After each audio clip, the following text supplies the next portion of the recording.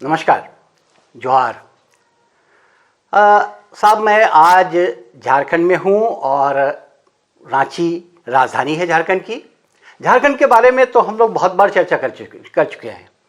खासकर यहाँ के कल्चरल परिवेश यानी सांस्कृतिक परिवेश को लेकर, सामाजिक जो ताना बाना है उसमें संस्कृति, झारखंड की संस्कृति अपने आप में बहुत ही ख़ास होती है, जिसकी चर्चा विश्व भर में होती है। यहाँ के इसके पीछे कारण है यहाँ का आदिवासी समूह, आदिवासी समाज।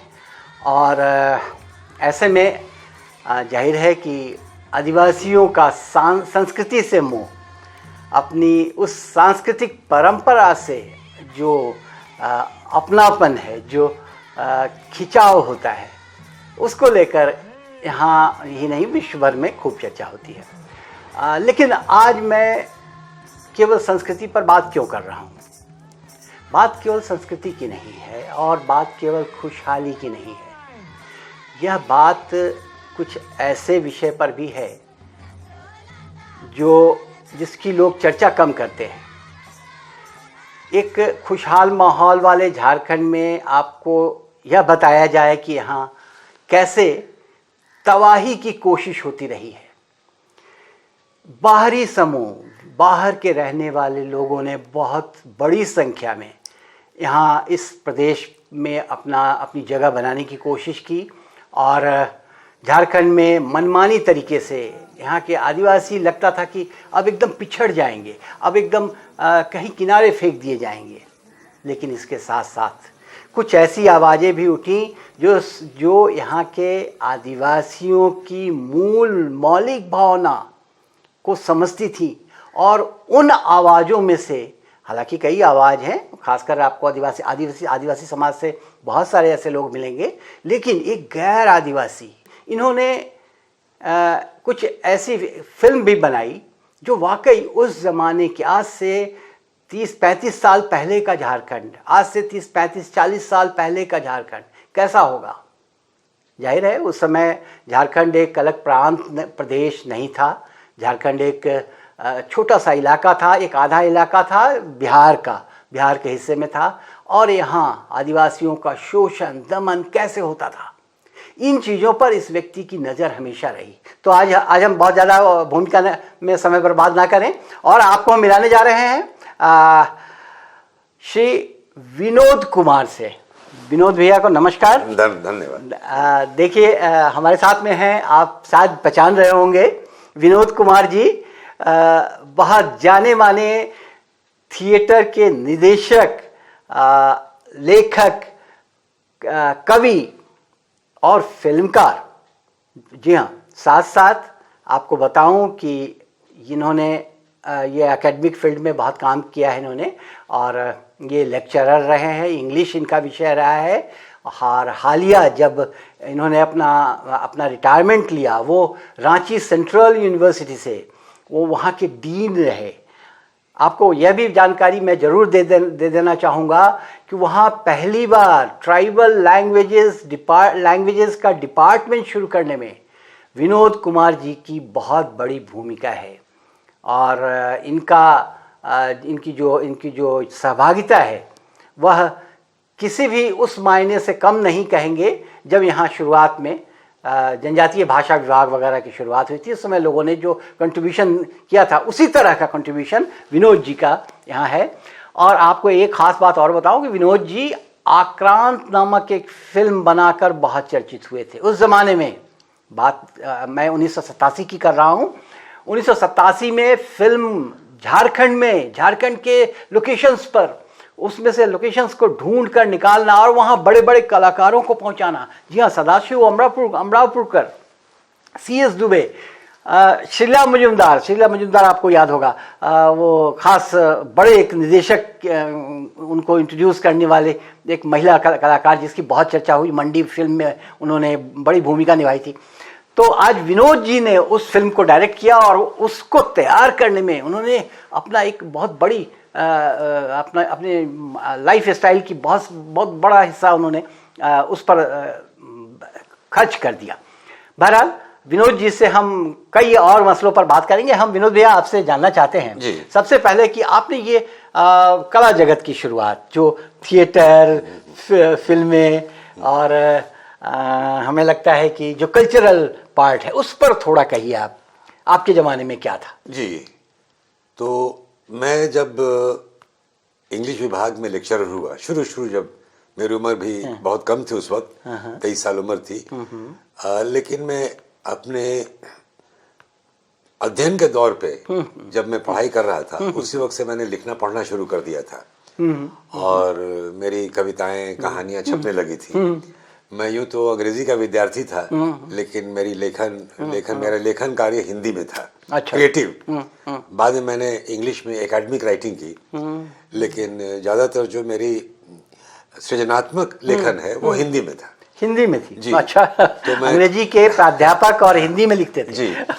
तो मैं कविताएं लिखता था, कहानियां लिखता था, कहानियां छपती थी और मैं एक छोटी पत्रिका निकालता था। अच्छा। सलीब जो थी वो बहुत पॉपुलर हुई उस वक्त। अच्छा। जमाने में सलीब। हाँ, ये मैं आपको बता रहा हूँ 1970 की बात में बता रहा हूँ। सलीब और पूरे हिंदुस्तान में बहुत चर्चित रही। अच्छा। उस वक्त छोटी पत्रिका आंदोलन चल रहा था। जो बड़ी बड़ी पत्रिकाएं हैं उनके खिलाफ एक आवाज जो हम लोग कर रहे थे, बिकॉज उस समय व्यवस्था के खिलाफ कुछ आवाजें नहीं आ रही थी बड़ी बड़ी पत्रिकाओं से। और तो हम लोगों ने सलीब निकाली और बहुत चर्चित पत्रिका रही। उसके बाद मैंने देखा कि रांची में हिंदी के नाटक नहीं होते, यहाँ मलयालम के नाटक होते थे, बंगला में नाटक होते थे। बंगला तो खैर थिएटर यहाँ का बहुत ही डेवलप्ड था, बहुत डेवलप्ड था। और तमिल में भी होते थे। बहुत ताज्जुब की बात है, तमिल में इसलिए कि एचईसी की वजह से एचईसी खुला था और एचईसी में काफी लोग साउथ इंडिया से आए थे, तो वो अपना कल्चर लेके आए थे। आप देखेंगे कि उस वक्त यहाँ पर बहुत सारे साउथ इंडियन रेस्टोरेंट्स खुल गए थे और लोगों ने साउथ इंडियन खाना भी शुरू कर दिया था। और उसी वक्त लोगों ने जाना कि डोसा क्या होता है, उत्तपम क्या होता है, वड़ा क्या होता है, और बहुत सी दुकानें खुल गई थी। उसमें एक मद्रास कॉफी हाउस। जी मद्रास, हम लोग का अड्डा हुआ करता था वो रांची का। मद्रास कॉफी। तो मैंने देखा, तो मैं बड़ा आपको अचरज होगा, शुरू से ही बंगाली थिएटर से मेरा लगाव रहा है। अच्छा। बांग्ला में बहुत ज्यादा। और मैं कलकत्ते भी जाता था तो बंगला थिएटर में जाता था और देखता था, और मेरी मुलाकात होती थी वहाँ बादल सरकार से और बड़े बड़े लोगों से, शम्भू मित्रा से। तो मुझे बड़ा ये लगता था कि बंगला में, रांची में इतना कुछ हो रहा है बंगला में, और उसमें काफी मेरे दोस्त भी थे। हिंदी में कुछ नहीं हो रहा है। तो मैंने एक नाट्य संस्था को जन्म दिया। अच्छा। रंगायन जी। और रंगायन के मार्फत, रंगायन के माध्यम से मैंने नाटक करना शुरू किया। लेकिन फिर वही बात, व्यवस्था विरोधी नाटक। अच्छा। व्यवस्था विरोधी नाटक। समाज के आखिरी आदमी की आवाज। इसलिए कि मेरा ये कहना है कि थिएटर को आपको हथियार की तरह इस्तेमाल करना चाहिए, और समाज के जो निम्न वर्ग के लोग हैं, तथाकथित, जो जिनकी आवाज बुलंद नहीं हो रही है, उनकी आवाज मैंने बुलंद की। और बहुत सारे नाटक में मैंने प्रयोग किए। जैसे मैंने एब्स्ट्रैक्ट नाटक किया, बिना किसी सेट का मैंने नाटक किया। और उसके बाद संगीत और लाइट्स के द्वारा मैंने बहुत कुछ माध्यम से मैंने बहुत कुछ संप्रेषित करने की कोशिश की। उसके अलावा जो यहाँ की आवाज़ थी, वो चाहे दलितों की आवाज़ हो, चाहे आदिवासियों की आवाज़ हो, उसको मैंने मुखर करने की कोशिश की। और आपको जानकर खुशी होगी कि रंगायन वो संस्था थी जिसने कलकत्ते में परफॉर्मेंस किया, कला मंदिर में, कलकत्ते जाकर के, और बहुत हम लोग लोकप्रिय हुए। और स्टेट्समैन जैसे अखबार ने हम मेरे नाटकों पर अपनी समीक्षा लिखी जी। अच्छा। फिर देश, बंगला का जो देश अखबार है, देश उसमें आया। फिर उस वक्त हिंदी में रविवार आता था कलकत्ते से, रविवार था ना, वीकली था। हाँ। उसके बाद हम लोग बम्बई गए। बम्बई में पृथ्वी थिएटर में हमने नाटक किया। अरे बाप रे, पृथ्वी थिएटर में जी साहब, वहाँ पहुंच पाना, वहाँ की देहरी लांग पाना ही अपने आप में बहुत बड़ी बात थी। उस वक्त जेनिफर कपूर थी, बहुत प्यार करती। अच्छा, वो संचालक थी, वो वही शशि कपूर की पत्नी। हाँ, मैं समझ गया। तो उन्होंने कहा कि ठीक है। तो अच्छा, वहाँ पे कौन सा नाटक किया था आपने? मैं अच्छा, मैं यानी आई। हाँ। तो हाँ, और उसमें वो बहुत चर्चित नाटक हुआ और पहली बार वहाँ पे मैंने दिखलाया दो चीजें मैंने दर्शक दिखलाया। जैसे कि एक, हमने कैरेक्टर को खड़ा किया और वो अपने दोनों हाथ सर के ऊपर रखता है, खड़े करता है, इस तरह से करता है। एक कैरेक्टर पूछता है कि तुम्हारे सर के ऊपर क्या है? तो वो कहता है 5000 साल की गंदगी। ये बड़ा सिंबॉलिक था और इसको लोगों ने, इस पर खास करके A.K. हंगल ने मुझसे कहा कि भाई तुमने तो कमाल कर दिया, इसमें सारी बातें कह दी तुमने, इसमें तो इतिहास भूगोल सब आ गया। 5000 साल की गंदगी। और उसके बाद उसकी सबसे बड़ी चाहना थी रोटी और अरहर की दाल। आग पे सीखी हुई रोटी और अरहर की दाल। और फिर मैंने उसी में ये आदिवासी शोषण की भी बात की कि कैसे आदिवासियों का शोषण हो रहा है, कैसे जंगलों में प्रताड़ित किए जा रहे हैं और कैसे वो अपने मांदर के जरिए, ढोल के जरिए, अपने गीतों के जरिए, अपने नृत्य के जरिए उस विरोध को प्रकट कर रहे हैं। तो वहीं पे मेरे नाटक की समाप्ति होती है जब 4 आदिवासी कैरेक्टर मशाल लेकर आते हैं, हाँ नहीं, और आवाजें लगाते हैं, ट्राइबल भाषा में आवाजें लगाते हैं। आप उसे कुड़ुक कह सकते हैं, मुंडारी कह सकते हैं, कुछ भी कह सकते हैं, सादरी कह सकते हैं, लेकिन अपनी भाषा में आवाज लगाते हैं और मेरी कहानी वहीं खत्म होती है। तो वो कितनी देर का था ये प्ले? ये करीब था तो 1.5 घंटे का। लेकिन हम लोगों ने इसको शॉर्ट किया था थोड़ा। अच्छा। और बहुत चर्चित रहा ये। अच्छा। वहाँ के बड़े बड़े अखबारों में। अच्छा। टाइम्स ऑफ इंडिया में। कितना शो किया आप लोगों ने वहाँ पे? हमने 2 शो किया। 2 शो किया। पहले तो वहाँ आपको थिएटर में शो करना ही। अच्छा हाँ, 2-3 बात मैं बताना भूल गया कि महाराष्ट्र में नाटकों में भी सेंसर बोर्ड है। हाँ। अच्छा, और हमारे नाटक को सेंसर बोर्ड ने पास नहीं किया क्योंकि ये पॉलिटिकल प्ले था। अच्छा। बहुत मुश्किल में फिर मैं चूंकि उसके पृथ्वी थिएटर के सामने ही कैफी साहब का घर था, कैफी आजमी का। कैफी आजमी साहब जी। का। और कैफी आजमी साहब भी मुझे बहुत मानते थे। क्या बात है। और तो कैफी आजमी, शबाना आजमी, इन दोनों ने मेरी बहुत मदद की। और फिर वो पास हुआ। वो तो बहुत ही एक्टिविस्ट तो। हाँ, बहुत पास हुई वो फिल्म, फिर सेंसर बोर्ड से पास हुआ। अच्छा। और फिर एक डायरेक्टर थे फिल्मों के, रमेश तलवार, उन्होंने भी मेरी मदद की। अच्छा। तो मुझे कुछ बदलना पड़ा। अच्छा, उसमें थोड़ा बहुत संशोधन करके आपने फिर उसको जैसे कि एक जगह डायलॉग था, पार्लियामेंट थक के सो गया है। तो मैंने उसको कर दिया, व्यवस्था थक के सो गई।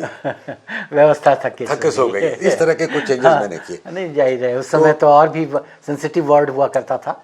हाँ, लेकिन ये था कि बहुत ज्यादा कोई परिवर्तन नहीं करना पड़ा। फिर एक हमने नाटक किया था इमरजेंसी के खिलाफ। एक था राजा, जिसमें कि राजा कैसे अपनी मनमानी करता है और कैसे उसका विरोध होता है। तो इस तरह के स्वर हमारे नाटकों में थे। नाटकों में हमेशा रहे हैं। हाँ, नाटक में मजे के लिए नहीं करता था। लेकिन आपके लिए मुश्किल तो होता होगा नाटकों के लिए एक्टर्स का लाना, एक्टर्स का चुनना, उनको तैयार करना, अपने मुताबिक उनको ढालना। तो हम लोग बहुत प्रैक्टिस करते थे, रिहर्स करते थे। बहुत से नए कलाकारों को भी मैंने मौका दिया और बहुत से जो पुराने एक्टर थे उनको भी मौका दिया। और आपको ताज्जुब होगा कि मेरी उम्र बहुत कम थी और मैं डायरेक्शन दे रहा था 50 साल के एक्टर्स को। अच्छा। और वो तैयार नहीं थे मेरी बात सुनने के लिए। कहा कि ये कल का लड़का मुझे क्या बताएगा। लेकिन मैंने कहा कि वो जमाना खत्म हो गया जब हाथ उठा के आप एक्टिंग करते थे। मैं कहता था not to act is the greatest acting. Acting नहीं करना सबसे बड़ी एक्टिंग है। इसलिए कि हम घरों में एक्टिंग नहीं करते, शहरों में एक्टिंग नहीं करते, तो स्टेज पे हम एक्टिंग क्यों करते हैं? B normal. तो ये चीज थी। और बाद में लोगों ने एक्सेप्ट किया और पुराने एक्टर ने फिर मुझे गले लगाया। अच्छा। और स्वीकार किया और कहा कि भाई मान गए आपको। अच्छा, तो मतलब वो भी अपने आप में एक चुनौती तो थी ही कि लोगों को तैयार करना, वो एक एटमॉस्फेयर बिल्डिंग करना, खासकर अपने आप में बहुत बड़ी चुनौती थी साहब। रांची जैसे छोटे शहर में और इतनी बड़ी बड़ी बातें। नहीं, पहले तो लड़कियों का मिलना मुश्किल था। तो आप नहीं, तो उस वक्त आपको कैरेक्टर सर्टिफिकेट लेके घूमना पड़ता था कि आप अच्छे कैरेक्टर के। हाँ नहीं, और फिर नहीं, बात तो 80s की आप कह रहे हैं। 80s क्या, 70s के बाद की 70s 80s 70-80 की बात है। तो लेकिन मुझे लड़कियां मिल जाती थी अच्छा, स्टेज पे, अच्छा अच्छा। तो मेरे लिए काम आसान हो जाता था।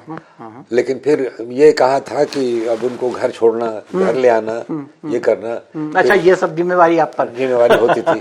तो ठीक है। हम बड़ा प्रोफेशनली करते थे। हाँ। हमने प्रोडक्शन मैनेजर रखा था, जैसे अच्छा। फिल्मों में लोग रखते हैं। हाँ, कि उसका काम होता था। अच्छा, उनका काम होता था कि घर पहुंचाना, पहुंचाना। लड़कियों को देर शाम हो जाए, हाँ, ताकीद रखना। हाँ, क्योंकि 9 साढ़े 9 बज ही जाता था रिहर्सल होते होते। तो इस तरीके से हमने, और उस वक्त रांची छोटा शहर था, छोटा शहर था। और उस वक्त इतना कम्युनिकेशन, सब राजधानी तो नहीं थी, राजधानी नहीं बहुत थी। छोटा हाँ, शहर, छोटी नगरी थी। लेकिन मैं थिएटर से मैंने बहुत कुछ सीखा, और हमारे कलाकारों ने भी सीखा, और फिर मैंने रेडियो के लिए भी लिखा, रेडियो के लिए भी, टेलीविजन के लिए भी लिखा।